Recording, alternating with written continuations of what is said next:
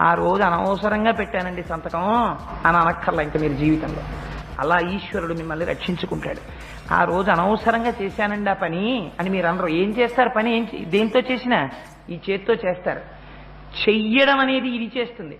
అలా ఈ చెయ్యవలసిన అవసరం లేని సద్బుద్ధి మనస్సునందు ప్రవేశిస్తుంది. శక్తిని ఈ చేతికి ఆవాహన చేస్తారు. లేవగానే ఒక్కసారి తన అరచేతిని తాను దర్శనం చేసి ఆ శ్లోకం చెప్పాలి. భూస్తుతి.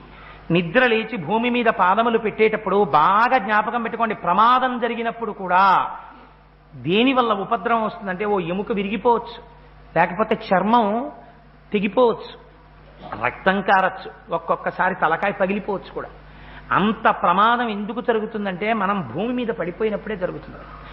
అలా జరిగినప్పుడు కూడా ఎవరు నిద్ర లేవగానే ఇది చేస్తున్నారో వాళ్ళని భూదేవి వెంటనే అనుకుంటుందిట, నేను సహజంగా అందరికీ తల్లినే, కానీ వీడు నా